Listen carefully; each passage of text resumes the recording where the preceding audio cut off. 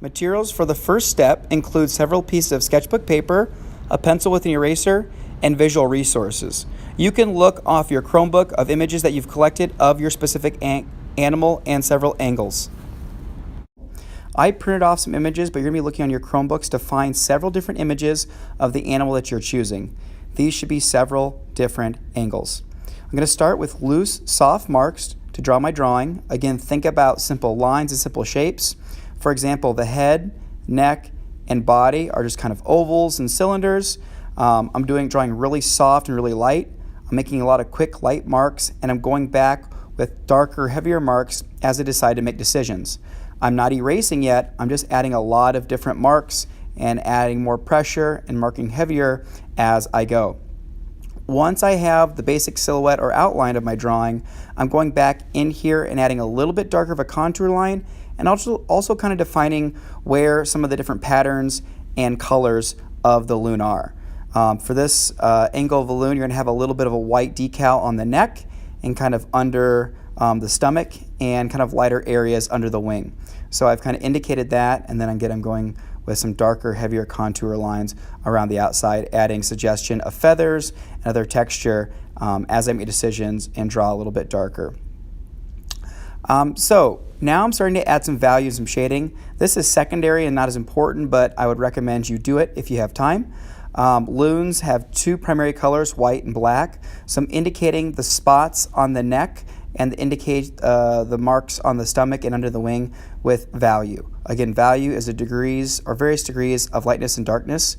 So I'm adding various lines and patterns and texture to suggest that darkness and lightness. Some areas of the wing get a little bit lighter, kind of towards the edge of the feathers, so I'm adding lighter pressure there and then darker pressure as I go in other areas.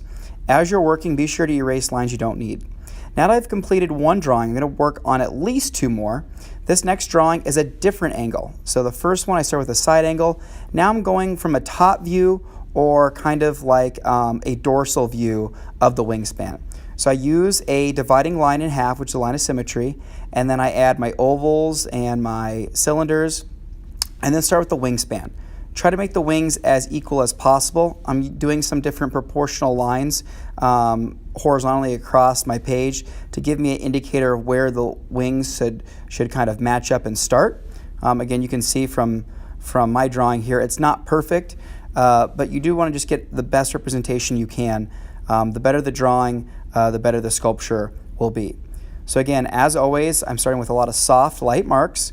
Once I have a lot of soft, light marks, I'm going to start making decisions with darker lines, heavier lines, and more lines here.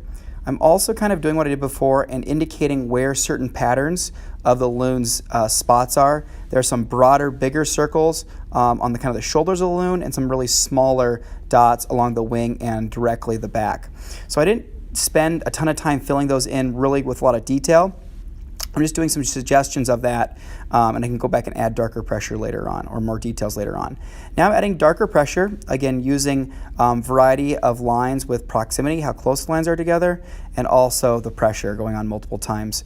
Like I said before, a lot of the loon's wings have a lighter tip on the edges, and they get a little bit darker as they go towards the front or the top. So I'm adding different pressures throughout that, and I'm kind of making my pencil marking with the pencil in the direction of the feathers to help suggest that texture.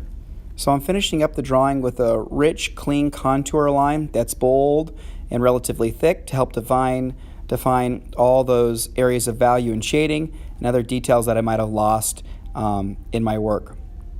Once I've completed the contour line of this drawing, I'm pretty much done, ready to move on to my next drawing. For this drawing, I'm focusing on the head. I'd recommend you do at least two full body drawings of your flying creature and then focus on the head. Again, I'm using a lot of simple lines. I'm doing some ovals, some triangles, and some rough kind of cylinders or rectangles to define the neck, head, and the beak. And then after I kind of got them in position with really light, soft marks, I'm going back and choosing the lines that I need with a little bit darker, a little bit heavier mark, and kind of working on those spots. Just a small, subtle change can make a big difference. Getting the eye, the beak, and all those different spots takes some time. So go back, take your time, and don't rush. Again, a lot of times you don't make the best mark on the first mark. So take your time and do several multiple lines.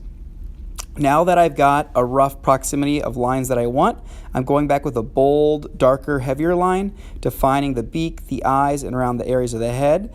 And then I'm going to be showing the details of the neck and the different vertical patterns that those white lines indicate underneath the chin and the neck of the loon.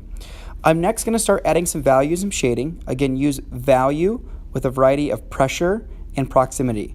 So I'm going to go over this a couple times, and I'm going to kind of shade in one single direction for the first time, and then I'll go back and shade in a different direction for the second time. Once you fill in all of your areas, you're probably going to have to go back and erase lines with a pencil or erase lines with an eraser, and then go back with a pencil like I'm doing here and add another crisp, darker line to help really define where those things start and where those things stop. You might not do a head for your drawing. There might be another feature of your animal that is really distinct. It could be the tail. It could be just a really detail in the feather. It could be the beak or the foot. Again, we're really trying to define our creature and focus on what is unique. And for the loon, I think that is the head.